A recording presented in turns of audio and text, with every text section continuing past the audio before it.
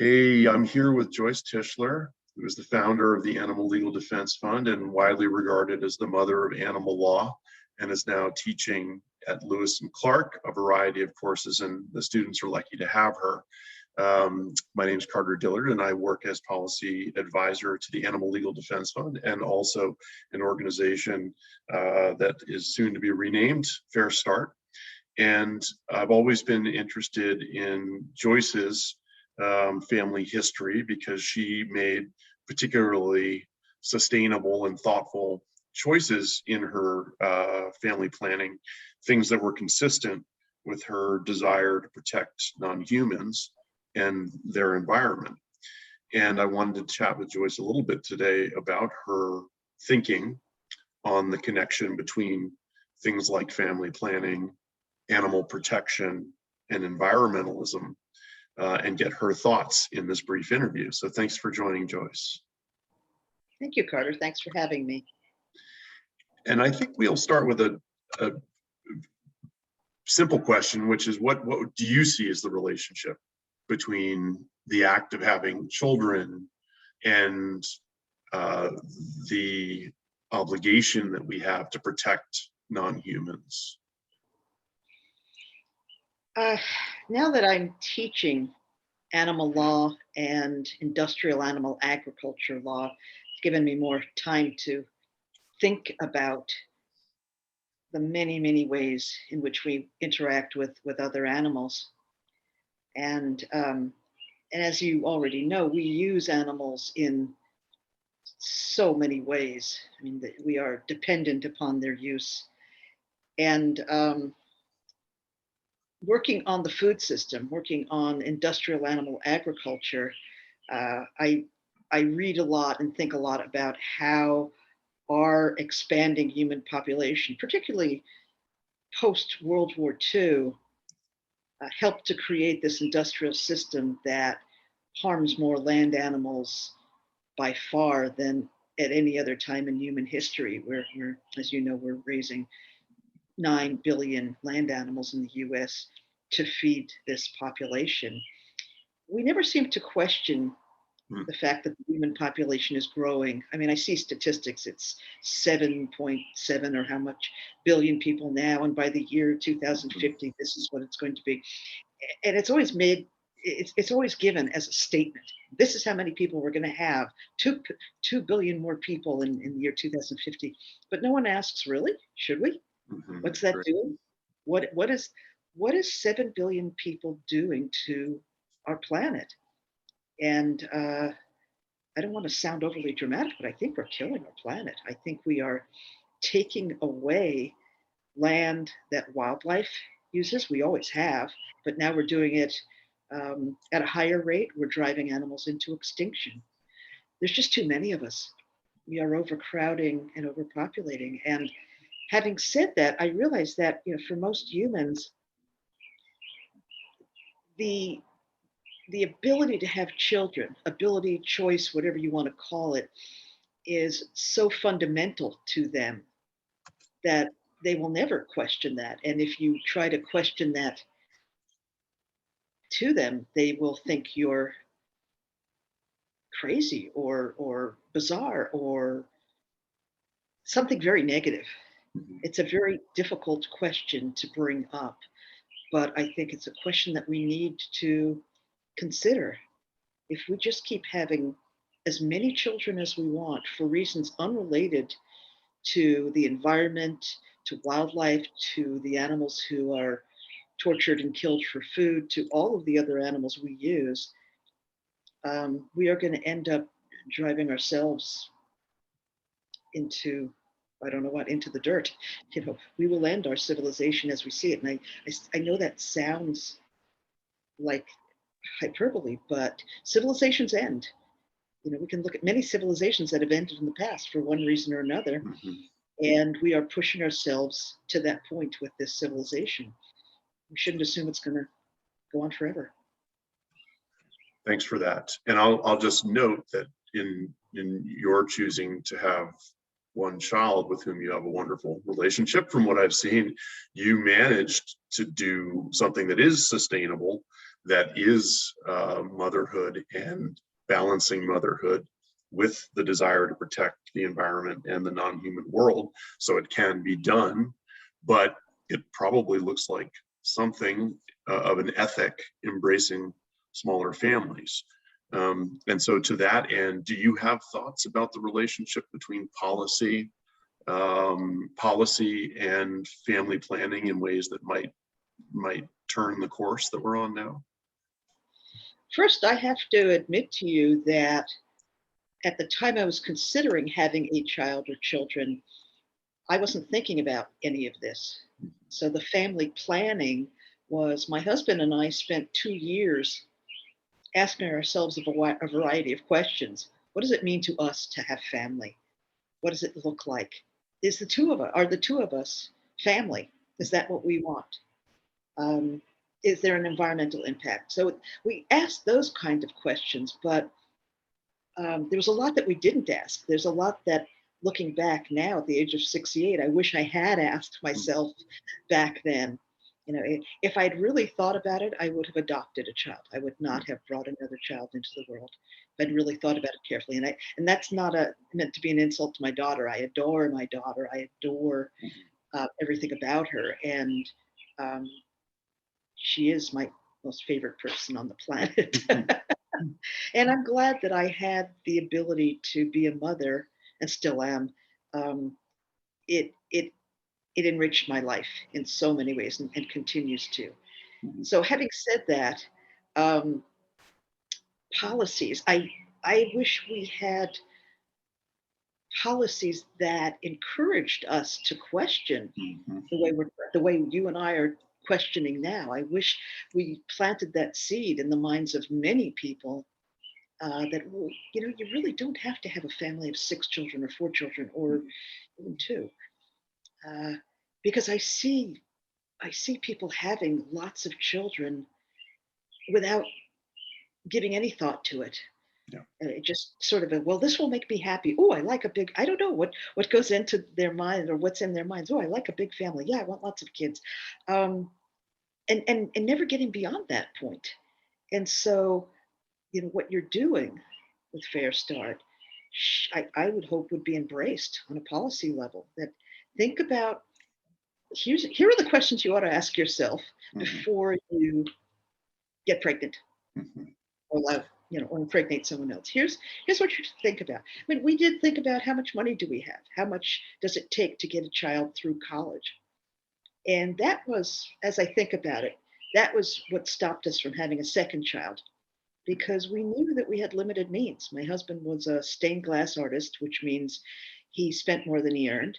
Um, I was the breadwinner in the Mhm. family. I had to work full time. I couldn't take time off to raise children. Mhm. Um, and so we had to think about all of that stuff. What was going to be the quality of life that the three of us wanted? And I knew that if I had a second child, that quality of life would in some ways improve because I'm sure that child would have been lovely. Mhm. But in a lot of ways, it would have put stress on our finances. It would have put stress on me as a full time worker.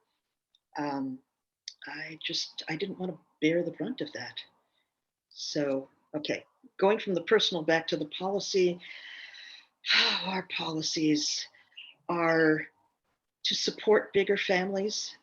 I think that we ought to be supporting smaller families. We ought to be supporting people who are thinking this through and who are not just bringing more people into the world. I think we should change food policies in a significant way Mhm. um, so that we don't have this subsidization of the animal agriculture industry, which is, I mean, this is unrelated to having children, but the animal agriculture industry is so powerful and so front and center, and they just want more consumers. So yes, they support a growing population, not a shrinking population, um, and we need to shrink our population. We need to grow fewer animals, heading towards, in my mind, growing no animals Mhm. for food, and bring back healthy food, bring back local food, just reverse this horrible trend that we're in right now with industrialized animal agriculture, Mhm, which is unsustainable, harming the planet, and consumer oriented. mhm. And they largely, the factory farm industry always invokes population growth as a excuse for their continued existence, and they admit that factory farming was a reaction to the doubling and then tripling of world population in the 20th century. Yes. And one policy lever is to use a nudge in policies to simply get people thinking in other directions. So, in your example of um, past assumptions that meat was simply part of the diet, now changing policies to require plant-based alternatives simply act as a nudge to get people thinking about those directions. And one nudge that Fair Start plays with, of course, is to reorient family planning from a focus on parents to a focus on future children, to actually have policies that would require that. And in very tangible form, that would mean moving from things like child tax credits to things like Fair Start bonds. So we're trying to move incentives instead of paying people for the cost they have of care. We're trying to move that money into incentives for people to delay and plan around the idea of equity. So I hear your arguments as a very in a very compelling way, in part because you are a mother, because you can speak from a position of experience and authority. And I wonder if you've experienced that before, if when you talk about environmentalism and or population or animal protection, if being a mother to Margev, you think that helps your voice and helps it be more compelling to others? I don't, I haven't noticed it being more compelling to others, to be honest, Mhm, because our present setup or whatever, the way our society looks at these issues now doesn't particularly, in my view, take in a mother as any sort of an expert. mm, What I found is that being a mother has helped me to deepen my understanding of other issues. It's mhm, helped when I think about the way I speak now in public. It's been influenced by my experiences as a mother. I, mhm, I I I word things differently. I view people differently. I'm more nurturing, which mhm. is not something you think of lawyers as being. That's Uh, right. and, and I'm more accepting of being nurturing, and that's fine. That's good. And I think a lot about the meat industry. In fact, it's almost all that occupies my mind at this Mhm, point. And I see, for example, Smithfield, which is a terrible corporation. I mean, what they do to the animals, what they do to the pigs is terrible, but also what they do to the human beings mhm, who live near these massive, dirty facilities that they've built. And the fact that now they are, China is front and center, um, politically, economically, and in all other ways in the world. And China's population is massive. right. And after the hit of the African swine fever killed off so many of China's pig supply Mhm, stock, Smithfield and others were thrilled to be able to be sending pork over to China. Oh, yeah, good. yeah, New consumers, and they love new consumers. It is a small world. I mean, if COVID taught us nothing else, it is a tiny, not tiny world, but small, completely interconnected world. right. What happens in Wuhan, and I don't mean that in a racist sense, Sure. is going to impact you, me.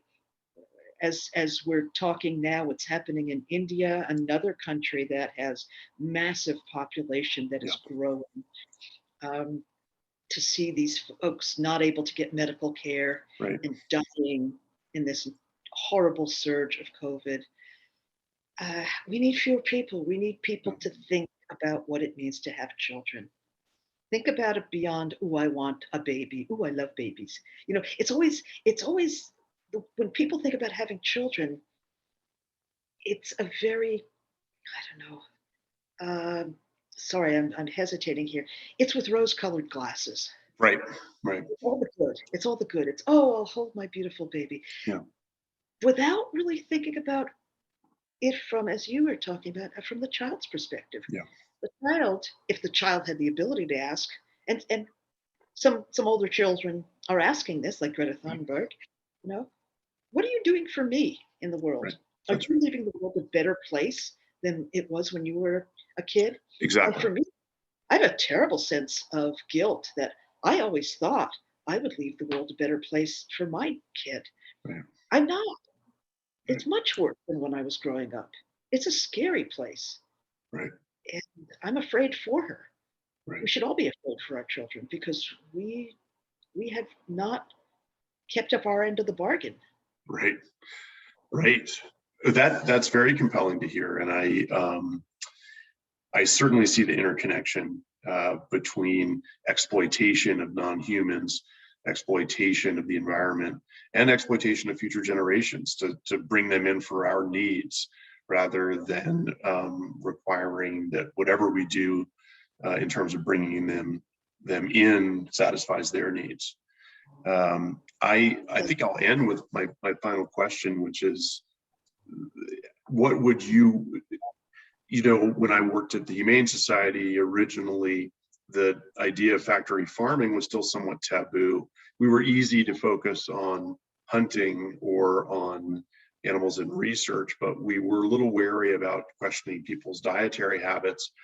I feel like the animal rights movement's in that position today with regard to population. It's difficult to talk about family planning reform, even in the animal protection movement. Would you have any advice to young advocates who want to broach that subject about how they might do it in the movement? I I hesitate when I talk about this with people because I know that it's a very it's a raw nerve to even bring up the topic. It is taboo.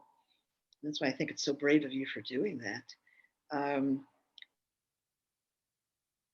we have so much that we need to attend to on our planet. I mean, pick a subject. Right. Climate change, Yeah. racism in America, COVID. I mean, pick one, anyone, and it's overwhelming. But I would ask people in the movement to see the connection that you raised at the start of this talk. Everything we're doing to animals is somehow related to how many of us there are and how we view them as um, tools to be used for whatever our purposes are. And it wasn't all that long ago when children were viewed by their parents as those who help out on the farm. Right. You know, they were commodified, and we commodify animals. See the connections. See the Yeah. connections between how how close we are to the extinction of rhinos and the fact that people are taking over their land. See the connection between how um, land in the U.S. is being taken away from wildlife so that it can be farmed, so that we can grow grains to feed to animals, so that people can eat meat. It's all connected. It's so closely connected if you can just see it. I think that this interview will go far to inspire people to break the taboo. And you've inspired generations of lawyers to go to court for animals. And I think this will help inspire advocates to go to advocate for family planning reform. So I really appreciate your taking the time to chat today, Joyce. And is there anything else you wanted to leave us with as we close things? No, not Okay, really. No, love the child you do have, and give them a better world. That's all I'd say. that's perfect. Thank you, Joyce.